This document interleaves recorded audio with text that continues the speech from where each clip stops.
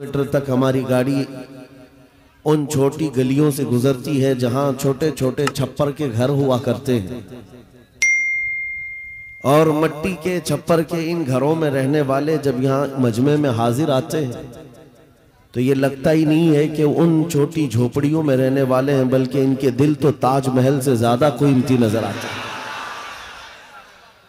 असल चीज जिस दौलत की जरूरत है वो तुम्हारे पास मौजूद है। बाकी अगर दुनियावी एतबार से बहुत आलीशान महल नहीं है तो कोई मतलब कोई बात नहीं।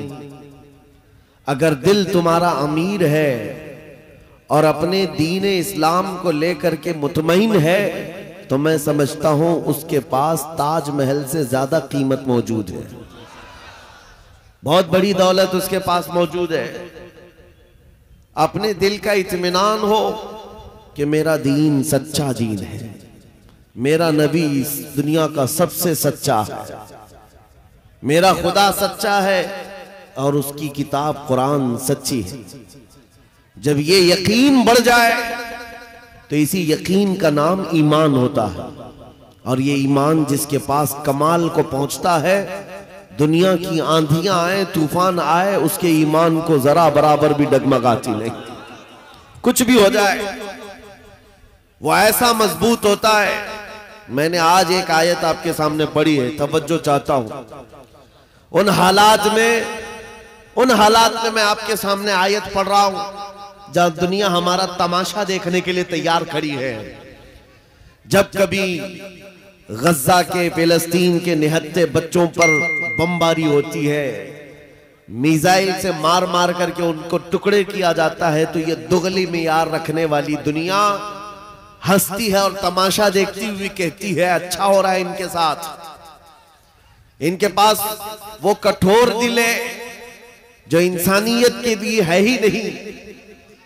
ये वो जालिम लोग हैं जो बच्चों की मौत पर भी तालियां बजाते हैं और तमाशा देखते हैं और ये कहते हैं अनकरीब ये मिट जाएंगे। एक बात मैं आपको बता रहा हूं, मजाक उड़ाने वाली दज्जाली मीडिया वो यहां तक भी कहते हैं कि 57 मुल्क इस्लामी हैं पूरी दुनिया में और ये सब मिलकर के इन मुसलमानों का कुछ नहीं कर पा रहे हैं और इनको रोजाना मारा जाता है, काटा जाता है, पीटा जाता है और सिवाय आवाज उठाने के और कोई कुछ नहीं करता। ये सब तमाशे देख रहे हैं। मेरे अजीजों, एक बात याद रखना, आज के इन हालात से सबक लेकर के जिंदगी गुजारो। हम 57 मुल्कों की हिमायत के भरोसे पर नहीं जीते, सिर्फ अल्लाह के भरोसे पर जीते। कोई बादशाह हमारे लिए आवाज उठाए ना उठाए, कोई हुकूमत हमारी हिमायत में खड़ी हो ना हो, हमें इससे फर्क नहीं पड़ता। हर जमाने में हुसैनी तादाद में कम होते हैं, लेकिन ये तारीख लिख करके जाते हैं इस्लाम जिंदा होता है हर करबला के बाद। इस्लाम जिंदा होता है हर करबला के बाद। ये सब चीजें पूरा बयान होने तक आप ये पैसों के इधर उधर आप नातखानों के साथ किया करें। तवज्जो से सुने, नबी करीम सल्लल्लाहु तआला अलैहि वसल्लम की उस अजीम उम्मत को आज तख्ते मश्क बनाया गया है। यह हम सबका इम्तिहान चल रहा है, यह हम सबका इम्तिहान चल रहा है। हम छोटी छोटी चीजों पर सब्र नहीं कर पाते। हो सकता है मेरी तकरीरों से आपको असर ना हो सकता है किसी मुकर्रिर की और किसी के वाज़ो नसीहत से आपको असर ना हो रहा हो, लेकिन उन निहत्ते बच्चों की और उन मजलूम फिलिस्तीनियों की उस चीख और पुकार को देख करके तो समझ जाओ कि उनका ईमान कितना मजबूत है, कितना मजबूत है। वक्त के सुपर पावर ताकतें उन निहत्ते बच्चों के सामने खड़ी हैं। दुनिया की सारी बड़ी मशीनें लेकर, सारी टेक्नोलॉजी लेकर और मुकाबला करने वाले कंकरों और पत्थरों के साथ खड़े। हाथों में कंकर है, पत्थर है, कोई मुजाहमत करने के लिए उनके पास छोटी चीज भी नहीं। उसके बावजूद भी दुनिया उनको आतंकवाद कहती है, दहशतगर्द कहती है, टेररिस्ट कहती है, इससे उनको कुछ फर्क नहीं पड़ता। मैं एक हदीस पाक सुनाता हूँ। नबी करीम सल्लल्लाहु तआला अलैहि वसल्लम इरशाद फरमाते हैं, ला तज़ालु इसाबतुम मिन उम्मती युकातिलूना अला अबवाबि दिमश्क व मा हौलहा ज़ाहिरीन अलल हक़ ला यदुर्रुहुम ख़ुज़लानु मन ख़ज़लहुम इला अन तक़ूम अस्साअह औ कमा क़ाल रसूलुल्लाह सल्लल्लाहु अलैहि वसल्लम। मेरे आका फरमाते हैं, क़यामत तक मेरी उम्मत में से एक जमात ऐसी होगी जो दिमश्क के दरवाजों पर और बैतुल मुक़द्दस के आसपास लड़ती रहेगी, हक के लिए लड़ती रहेगी। किसी के बुरा चाहने से उनका कुछ बुरा ना होगा, क़यामत आने तक वो हक के लिए लड़ते रहेंगे। मेरे आका सल्लल्लाहु अलैहि वसल्लम ने फरमाया, क़यामत तक वो हक के लिए लड़ते रहेंगे, किसी के बुरा चाहने से उनका कुछ नहीं होगा। अब मैं यहाँ बात पूछता हूँ, बुरा चाहने से कुछ नहीं होगा, ये हदीस में कहा जा रहा है, जबकि जाहिर में हम देख रहे हैं उनकी तो इमारतें टूटकर खत्म हो गई, उनके बच्चों के टुकड़े हो गए, उनके यहाँ एक एक कब्र में 80-80 मैयतों को रखा गया। और हदीस में कहा जा रहा है, उनका बुरा चाहने वाले लोगों से, उनका बुरा चाहने से उनका कुछ नहीं होगा। अरे बहुत कुछ हो गया, उनके अस्पताल टूट गए, उनके घर बर्बाद हो गए, उनकी जमीनें तबाह हैं, उनके घर बार सब खत्म है। फिर हदीस में ये जो कहा जा रहा है, उनका कुछ बुरा नहीं होगा, मतलब ये है मेरे अजीजों, मेरे आका का फरमान है, दुनिया के बुरा चाहने से उनका कुछ नहीं होगा। मतलब घर टूट जाए, बच्चे खत्म हो जाएं अलग है, रिश्ते टूट जाएं अलग है, लेकिन पूरी दुनिया एक तरफ हो जाए, उनके ईमान का कुछ भी बुरा नहीं हो सकता। और अगर ईमान महफूज है तो दुनिया की सबसे बड़ी दौलत मौजूद है।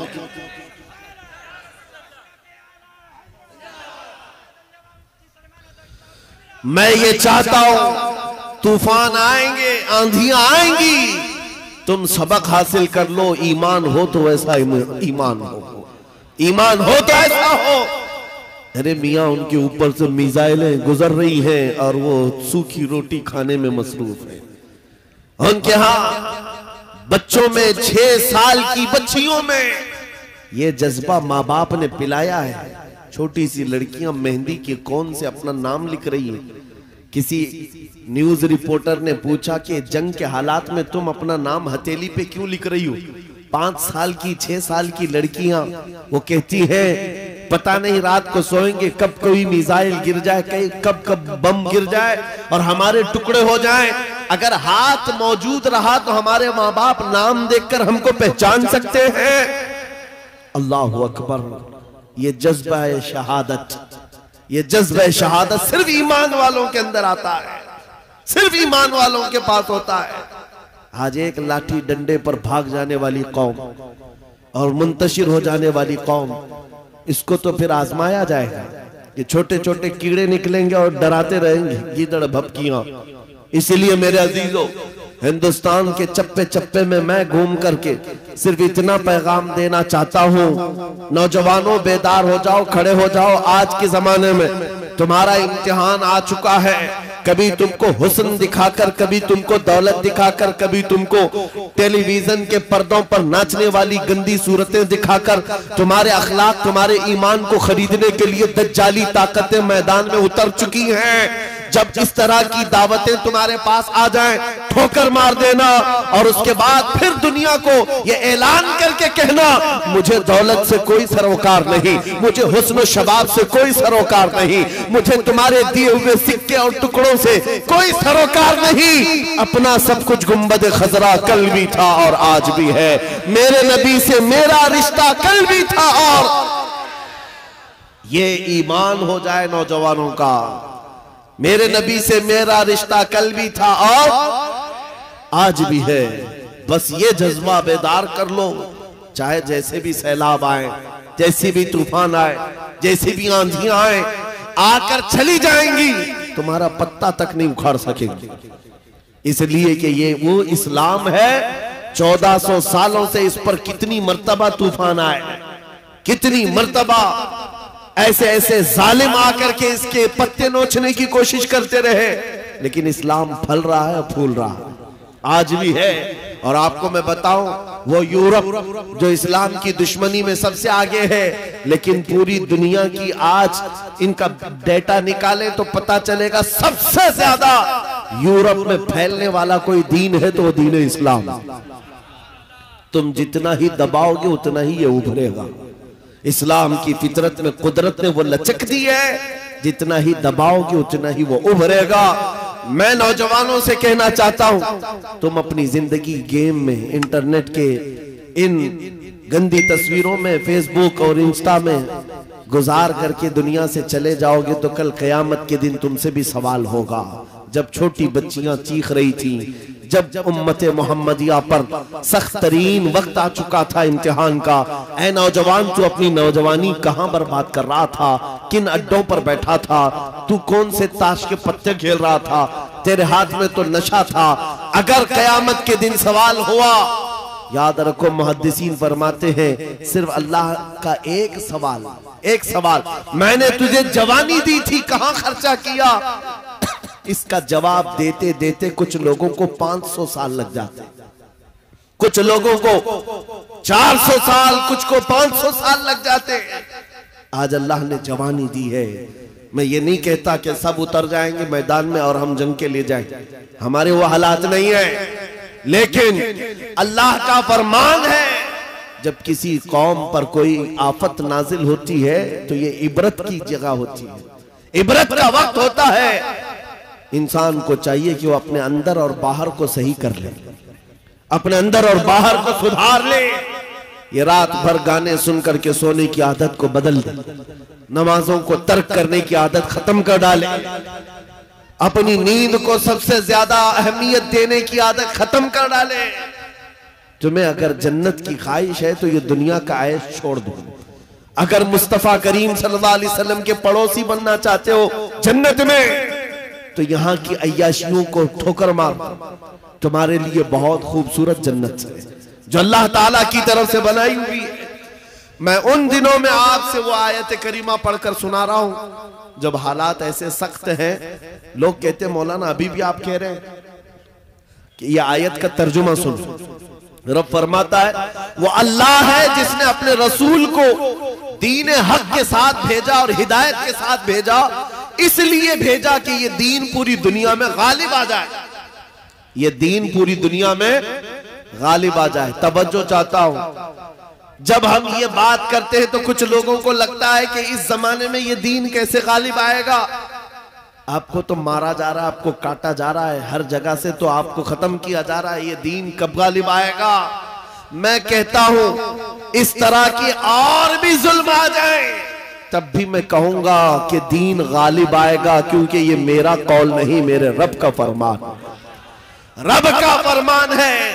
अल्लाह करीम ने फरमाया है तो होकर रहेगा। आसमान नीचे आ सकता है, जमीन ऊपर जा सकती है, लेकिन मेरे मौला का कौल झूठा नहीं हो सकता। कुरान का फरमान गलत और बातिल नहीं हो सकता। दुनिया में ये दीन गालिब आएगा और वो वक्त करीब है। जुल्म जब बढ़ जाता है तो अल्लाह तबारक व तआला की तरफ से जालिमों के लिए अजाब आता है। चंद दिन के बाद देखना जब रब तबारक व तआला की पकड़ होगी इन जालिमों की, तुम इनको अखबार के किसी कोने में भी नहीं पाओगे, इनका नामो निशान खत्म हो जाएगा। हम यहाँ पर तारीख के झरोकों में देखते आए हैं नबी पाक सल्लल्लाहु ताला अलैहि वसल्लम की अजमत और उनकी शान पर भौंकने वाले कुत्ते चंद दिनों के बाद ऐसे गायब हो जाते हैं, उनका कोई पता ही नहीं होता, उनका निशान भी नहीं होता।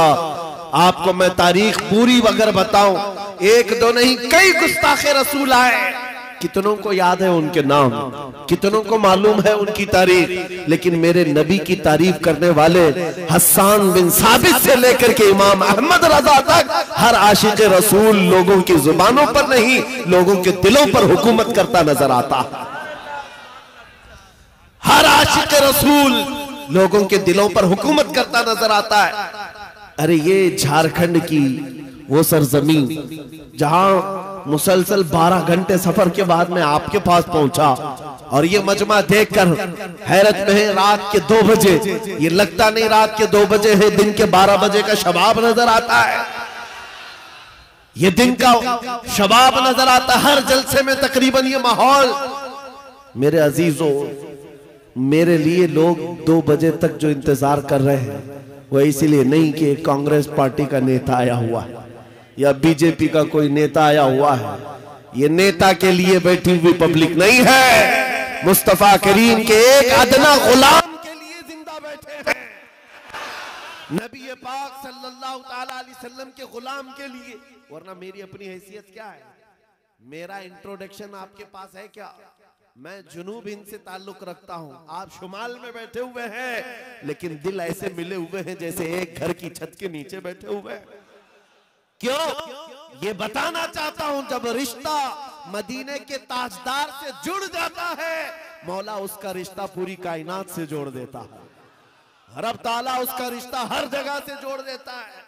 हुजूर की तारीफ करने वाले जिंदा भी रहते हैं और नाम कमाते भी रहते हैं। एक फार्मूला देकर जाता हूं आपको, अगर इज्जत चाहते हो, अगर बुलंदी चाहते हो, अगर तरक्की चाहते हो, तो मेरा एक जुमला याद रखो, उस नबी की बात करो, हर दिल पे राज करो, उनकी बात करो।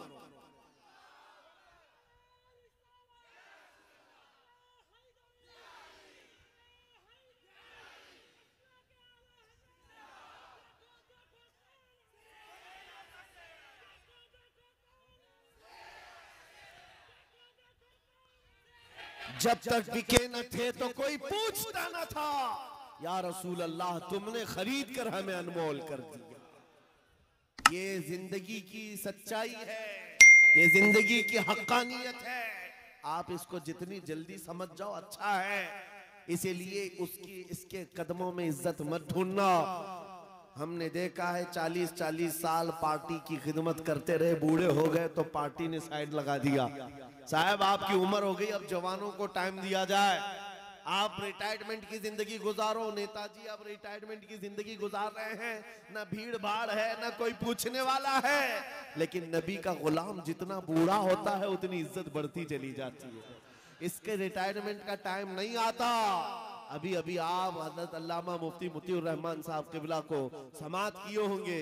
उम्र काफी हो चुकी, तकलीफ भी है, बीमार भी है, लेकिन इन हालतों में भी जब वो किसी मिंबर पर बैठते हैं, लोगों की इज्जत आज भी वैसी है जैसे जवानी में की जाती थी, बल्कि हर जमाने में इज्जत बढ़ती चली जाती है। हमने अपनी आंखों से देखा, 75 साल की उम्र थी मुर्शिद गिरामी हुजूर ताजुश शरिया बदरुत तरीका की।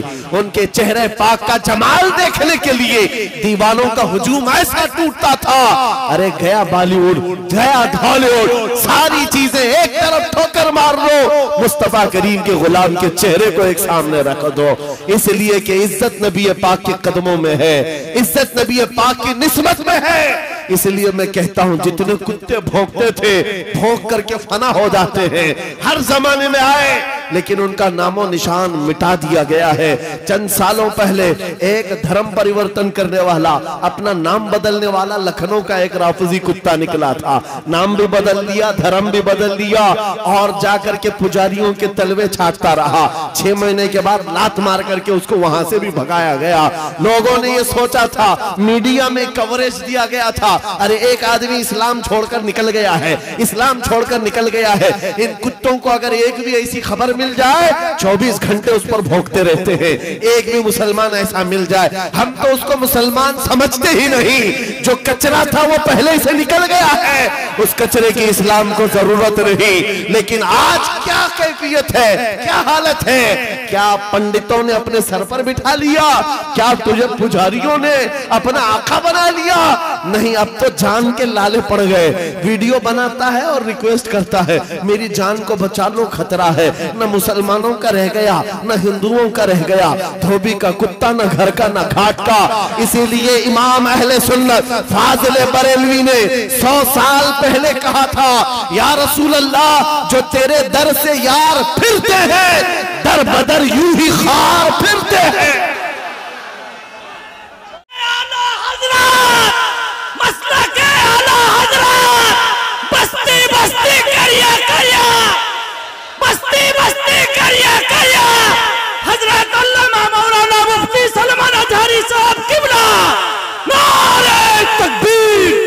जो तेरे दर से यार फिरते हैं, या रसूल अल्लाह दर बदर यूं ही खार फिरते हैं।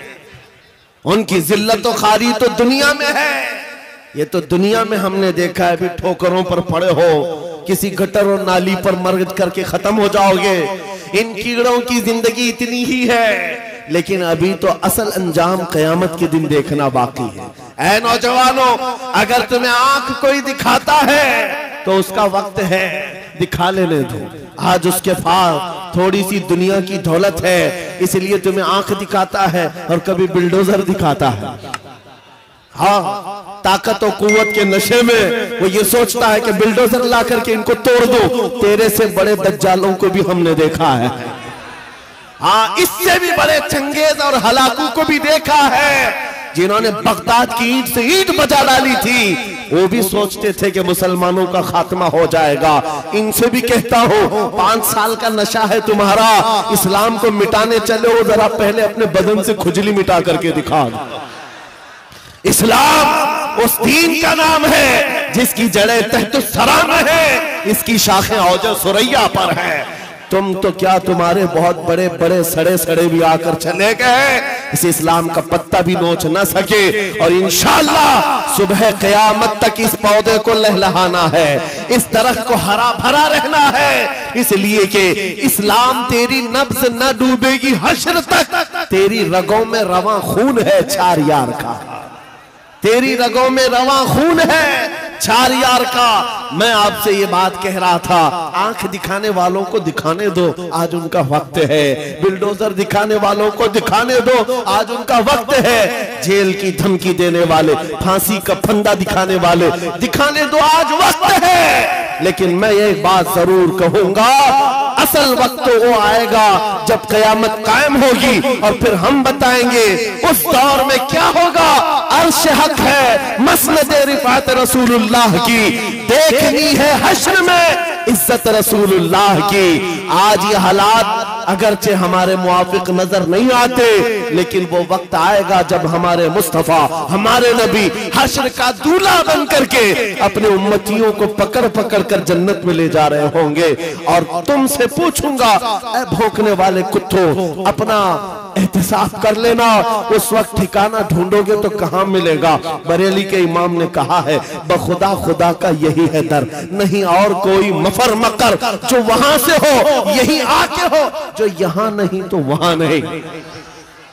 हुजूर को छोड़कर दो जुमले बरेली के इमाम कहते हैं, बखुदा खुदा का यही है दर, नहीं और कोई मफर मकर। मफर कहते भागने की जगह और मकर कहते ठहरने की जगह। हुजूर को छोड़ोगे तो भागने की जगह भी नहीं है, ठहरने की जगह भी नहीं। कहां जाओगे?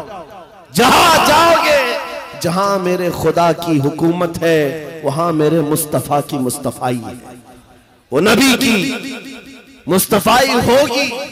तुम कहां भागोगे? इसीलिए आला हज़रत इमाम अहले सुन्नत ने ये मैसेज दिया पूरी दुनिया को, आज ले उनकी पनाह, आज मदद मांग उनसे। क्या है? आज ले उनकी पनाह, आज मदद मांग उनसे।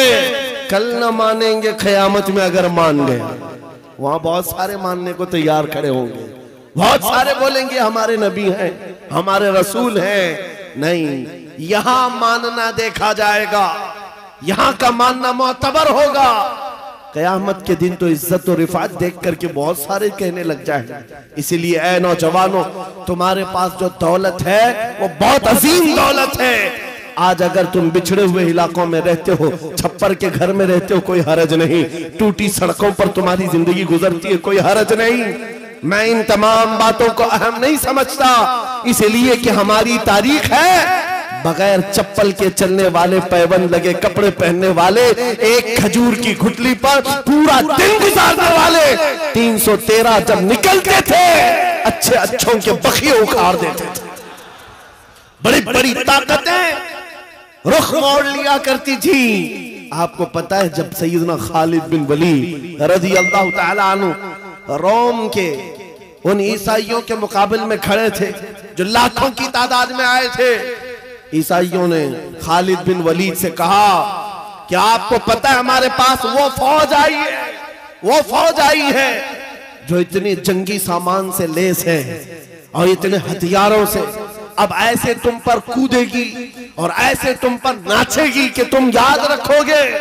खालिद बिन वलीद ने जवाब में एक ही जुमला कहा था उन सलीबियों से, ऐ रोमी ताकत के इन कीड़ों के मालिकों, बात सिर्फ इतनी है तुम अपनी ताकत पर बहुत नाज करते हो। मोहम्मद अरबी के उन दीवानों की ये फौज है, जितना तुम शराब से मोहब्बत करते हो उससे ज्यादा हम मौत से मोहब्बत करते हैं। मौत से मोहब्बत करने वाली ये कौम है। तुम शराब के नशे में धुत होते हो, हम तो शहादत के जज्बे में निकलते हैं। ये हमारी तारीख थी। अजीजान गिरामी वक़ार, बस ये मैसेज में देकर के जाना चाहूंगा, हालात जैसी भी सख्त आए, कोई कंप्रोमाइज अपने दीन पर और अपने नबी के नाम पर नहीं होगा। अपने नबी के नाम पर कोई समझौता होगा, जो जान मांगो तो जान दे दे, जो माल मांगो तो माल दे दे, मगर ये हमसे कभी ना होगा नबी का जाहो जलाल दे। ये हमेशा से याद रहे आपको बात। और काफिरों ने मॉब लिंचिंग करके भी देखा है, ये आज के दौर में नहीं है, बहुत जमाने से। हजरत ज़ैद बिन दसना, हजरत खुबैब इब्न अदी, ये वो सहाबा हैं जिनको मक्का वालों ने पकड़ करके फांसी पर चढ़ाया। फांसी देने से पहले उनके नाखूनों को पकड़ से खींचा, उनकी नाक काटी, कान काटे, होंठ काटे, उनकी आंखों में सलाइयां फेर दी। और उसके बाद उस सहाबी से जालिमों ने ये कहा था, खुबैब इब्न अदी से, क्या ये अच्छा होता तुम्हारी जगह मोहम्मद होते और तुम आराम कर रहे होते। उस सहाबी के जिस्म के टुकड़े टुकड़े हो चुके हैं, खून बह रहा है। उस असना में वो सहाबी कहते हैं, खबरदार तुम ये कहते हो यहां मेरे नबी होते तो अच्छा होता, कसम रब्बे जुल जलाल की, और मेरे जिस्म के 1000 टुकड़े कर लो, मैं बर्दाश्त कर लूंगा। मेरे नबी के तलवे में कांटा भी चुभे, मुझे ये बर्दाश्त नहीं। ये ईमान था उनका, ये ईमान था। उन सहाबा की तारीख पढ़ो, आपका जज्बा बेदार रहेगा, आपका जज्बा जवान रहेगा। कीदड़ भपकियों से भागने वाली कौम मोमिनीन की नहीं हुआ करती। मोमिनीन की जमात वो है जो आंधियों और तूफानों के रुख मोड़ दिया करती है। अल्लाह की जात पर उसे तवक्कुल और यकीन होता है। आप सबसे मैं पूछना चाहता हूं, जब अजान होती है, सदाएं लगती है मस्जिद की, क्या कहता है मुअज्जिन सबसे पहले? अल्लाह हो। क्या कहता है? अल्लाह हो, अल्लाह अकबर, जिसका मतलब होता है अल्लाह सबसे, मालूम है तर्जुमा मालूम है, अल्लाह सबसे बड़ा है। यहां से तो शुरुआत होती है, नमाजों के लिए बुलाया जाता है। बल्कि ये तो नमाजों की बात है, जब हम पैदा हुए थे, बच्चे थे, माँ की पेट से आए थे, हमारी कान में सबसे पहले क्या कहा गया है? अजान दी गई कि नहीं दी गई? मियां रिवाज है कि नहीं है? बच्चा पैदा होता है तो सबसे पहले उसके कान में अजान दी जाती है, और अजान का पहला जुमला क्या होता है? अल्लाह सबसे। अरे हम पैदा हुए उस वक्त ही ये कहा गया अल्लाह सबसे। और जब हम मरेंगे, हमारी मैयत को ला करके इमाम के सामने रखा जाए, इमाम हाथ बांधेगा तकबीर के, ये कहते हुए कि अल्लाह सबसे।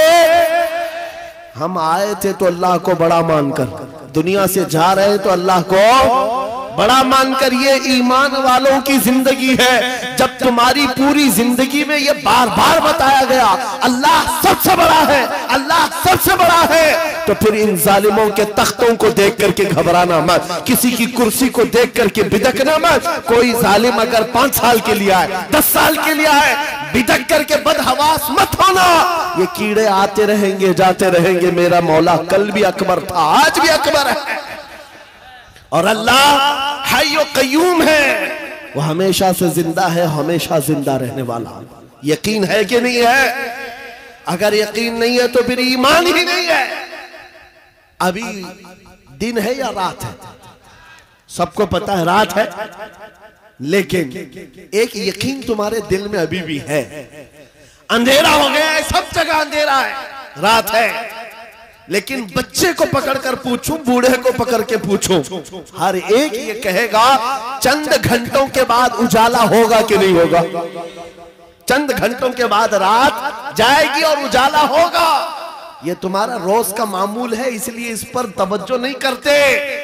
कभी कभार पूछो इन अंधेरियों से, इन अंधेरियों को छाट करके उजाला लाता कौन है? वो मेरा रब्बुल आलमीन है। जब रात की अंधेरियों को छाट करके उजाला लाता है तो इस उम्मत पर आए हुए अगर अंधेरियों को देख करके घबरा करके जाना, ये शान ईमान वालों की नहीं है। आज अगर थोड़ी अंधेरियां हैं तो इंतजार करो, कुछ देर की खामोशी है, फिर शोर आएगा। आज कुत्तों का वक्त है, कल हमारा दौर आएगा।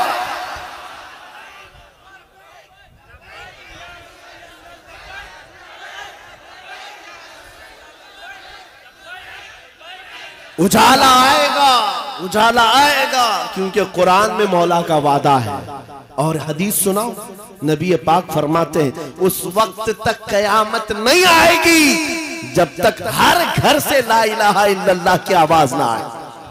पूरी दुनिया की बात मेरे आका ने फरमाया, हर घर से अल्लाह का कलमा पढ़ा जाएगा। अगरचे काफिरों को ये पसंद ना आए बात, लेकिन हम कहते रहेंगे। तुमको अगर पसंद ना आए, लेकिन मेरे नबी का फरमान है ईमान सबके पास होगा।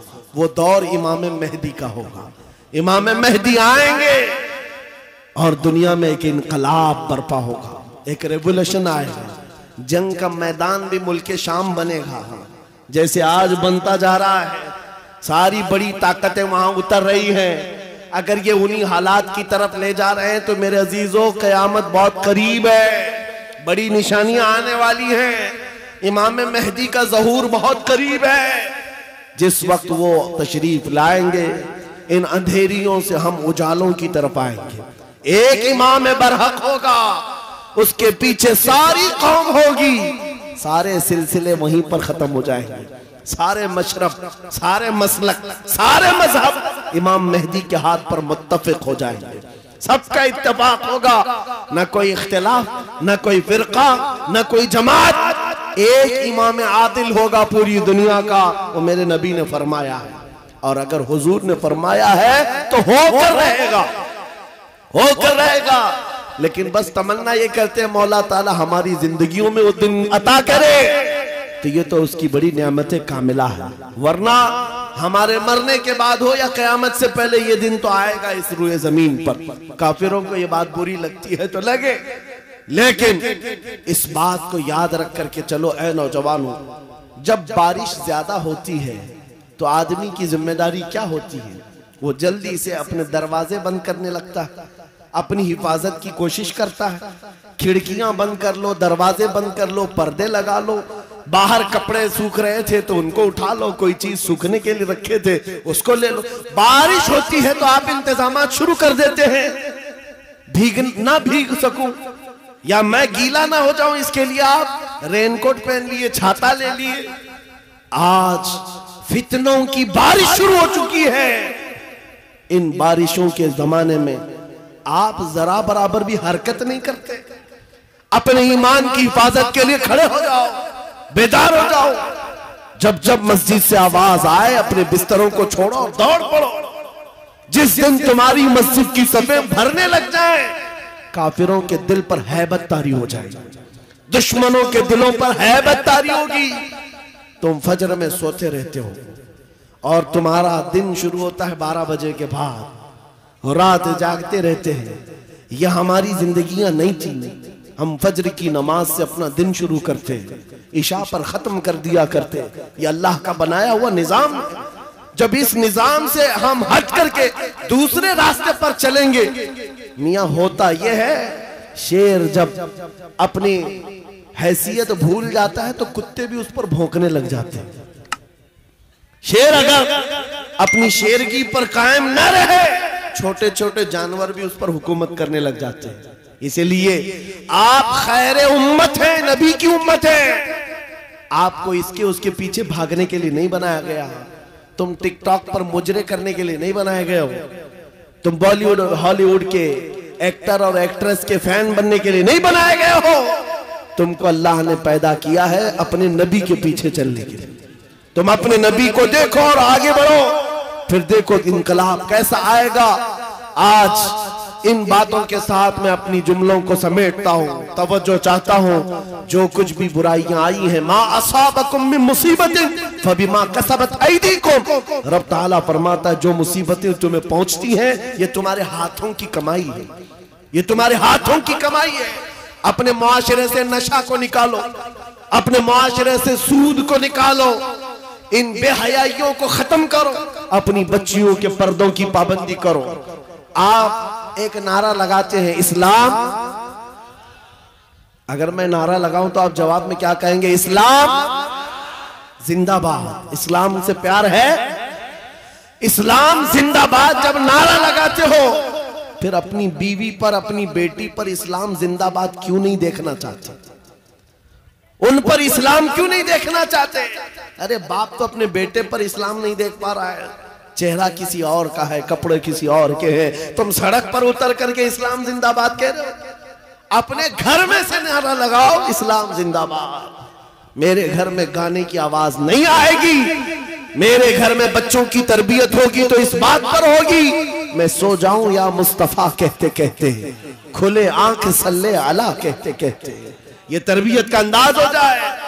बच्चियों को ये सबक दे दो कि तुम ये सीरियल देखने वाली लड़कियां नहीं हो, या सीरियल पर आने वाली तमाशा करने वाली वो औरतें नहीं हो जिनकी बेपर्दगी को देख करके कुत्ते अपने राल टपकाते हुए हवस का निशाना बनाते हैं। ऐ मेरी बच्चियों, तुम फातिमा जहरा की कनीज हो, तुम सैयदा कायनात की कनीजा हो, जिसके आंचल को न देखा महरो माह ने, उस रिदाए इफ़्फ़त पे लाखों सलाम। चांद और सूरज ने जिसके आंचल को नहीं देखा, तुम उसकी कनीजा हो, तुम अपने पर्दे की पाबंदी करो। बात सिर्फ इतनी है, अगर हमारे घरों से दीन शुरू हो जाए, हमारे घरों से इस्लाम शुरू हो जाए, तो फिर दुश्मनों से हमें किसी बात का डर नहीं, किसी बात का खौफ नहीं।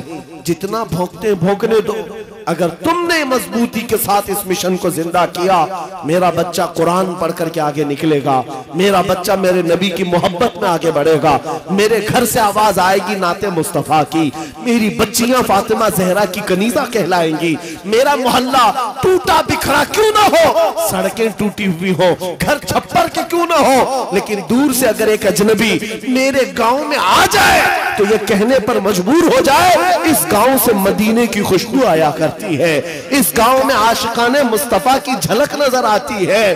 फिर तुम्हें लोग नाम पूछ करके ना पहचाने, तेरा नाम क्या है, नाम पूछने के बाद वो फिर फैसला करे हिंदू है कि मुस्लिम है, क्रिश्चियन है कि यहूदी है, ईसाई है कि फला है। नाम पूछने के बाद लोगों को पता ना चले, बल्कि तुम्हारे चाल और चलन को देख करके दुनिया पुकार उठे, ये चलने वाले की चाल बताती है कि गुलाम मुस्तफा है, मेरे नबी का आशिक है। जब जिंदगी को आप इस तरह बना ले, इंशाअल्लाह एक इनकलाब आने को तैयार है, एक इनकलाब आने को तैयार है। नौजवानों, गानों के रसिया जो है उनको मैं कहता हूं छोड़ दो। गाने निफाक पैदा करते हैं, इंसान को मुनाफिक बना देते हैं। गाने सुन सुन करके लोग जिना की तरफ जाते हैं, ये मुहद्दिसीन का फरमान है। इसलिए छोड़ो इन तमाम चीजों को और रोजाना कुरान सुनने की आदत डालो, कुरान सुनने की आदत डालो। सबके पास मोबाइल है, तकरीबन सबके पास मोबाइल है, कुरान उसमें डाउनलोड कर लो। किसी कारी कुरान सोने से पहले एक मर्तबा सूरे मुल्क सुन करके सो जाओ, खाली कुरान की एक सूरे सुन करके सो जाओ। मेरे अजीजों, हदीस में है जब मरोगे कब्र में ये सूरे एक रोशनी बनकर आए और आकर क्या कहती है, आला हजरत ने लिखा है, सूरे मुल्क पढ़ने वाला या सुनने वाला जो अपनी जिंदगी में कब्र में जाता है, सब लोग दफन करके उसकी तख्तियां बंद करके चले जाते हैं, ये सूरे मुल्क जाती है अपने रब के पास, कहती है मौला मैं तेरे कलाम का हिस्सा हूं या नहीं।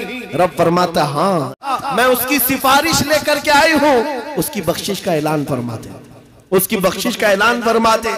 यहां तक के वो सूरे मुल्क रब तबारक व तआला से बार बार इसरार करके उसकी बख्शिश का परवाना ले लेती है। रब फरमाता है जा मैं उसको बख्श दिया। फिर सूरह मुल्क आला हज़रत ने लिखा है जन्नत में जाती है, तकिए लेती है, बिस्तरे लेती है और वापस कब्र में आती है, पढ़ने वाले से कहती है मैंने तेरे लिए ये तकिए जन्नत के लाए और ये बिस्तरा जन्नत का है, ये हवाएं खुशबुएं जन्नत की है। ऐ मेरे पढ़ने वाले, मेरे आने में कहीं ताखीर तो नहीं हो गई, देरी तो नहीं हो गई। वो कब्र में हमारे साथ रहने वाली सूरह मुल्क बरसों हो गए ना लोग सुनते हैं ना पढ़ते हैं। तुम तो किसको सुन रहे हो? गाने सुन रहे हो, ये नौटंकियां, ये मुजरे, ये भंगड़ा, ये दुनिया की अय्याशियां जो जहन्नम की तरफ ले जाती हैं। इन सब को छोड़ो, रहमान के उस कलाम को सुनो। जब सारी दुनिया साथ छोड़ दे, अल्लाह का कलाम कब्र में तुम्हारे साथ हुआ करेगा रोशनी बन करके। आज से अमल करेंगे इंशाअल्लाह। हर नौजवान अपने मोबाइल में सूरह मुल्क डाउनलोड करेगा और रात को सुन करके सोएगा। और दूसरी बात अगर अपना सीना ऐसा बनाना है कि जिसकी धड़कन से भी लोगों को यानी दुश्मनों को खौफ तारी होने लग जाए, उसके गुजरने से ही कई कीड़े मर करके नालियों में चले जाएं। अगर ऐसा सीना बनाना चाहते हो ऐसा सीना बन जाए हमारा। हर एक की ख्वाहिश है ना कि तुम्हारी दिल की धड़कन बढ़ने लगे, दुश्मनों पर रौब तारी हो। उसके लिए एक इलाज है, उस वक्त तक बिस्तर पर सोना नहीं जब तक 100 मरतबा अपने नबी पर दुरूद ना पढ़ो। अपने आका को 100 मरतबा याद करो, दुरूद शरीफ। फिर ये आदत जिंदगी में चंद दिनों के बाद देखना, चंद दिनों के बाद देखो चेहरे पर नूर आ जाएगा, चेहरे पर नूर आ जाएगा, जुबान में असर आ जाएगा। और फिर कैसा भी जालिम हो उसका खौफ तुम्हारे दिल में नहीं आएगा। अल्लाह तुम्हें खौफ से आजाद रखेगा, खौफ से आजाद रखेगा। मेरी गुफ्तगू का कुल खुलासा यही है कि मोहम्मद से वफा तूने तो हम तेरे हैं, ये जहां चीज है क्या लौह कलम तेरे हैं। ऐ नौजवानों आओ उस नबी के कदमों में बैठ करके हम ये अहद करते हैं, या रसूल अल्लाह आज के बाद से जिंदगी आपके नाम पर है, आज के बाद से हमारी सांसें आपके नाम पर है, आज के बाद से अपनी ख्वाहिशात आपके नाम पर है। मेरे साथ आप सबका भी जज्बा है तो मेरे साथ मिल करके कहो, जब नबी पाक की इज्जत की बात आए, उनके नामूस की बात आए, हाथ नहीं उठाएंगे बल्कि हुजूर के कदमों में अपनी गर्दन भी निछावर करने को तैयार होंगे। हर एक नौजवान अगर इस बात के लिए तैयार है तो नबी को हाजिर और नाजिर मानकर कहो मेरे साथ, या रसूल अल्लाह दहन में जुबान तुम्हारे लिए, बदन में है जान, हम आए यहाँ तुम्हारे लिए और उठे भी वहाँ तुम्हारे लिए, जमीन और ज़मान तुम्हारे लिए, मकीन और मकान चुनी नो चुना तुम्हारे लिए, बने दो जहां तुम्हारे लिए, सब मेरे मुस्तफा के लिए है। सबा वो चले के बाग फले, वो फूल खिले के दिन हो भले, लिवा के तले सना में खुले, रजा की जुबान तुम्हारे लिए, लिवा के तले सना में खुले।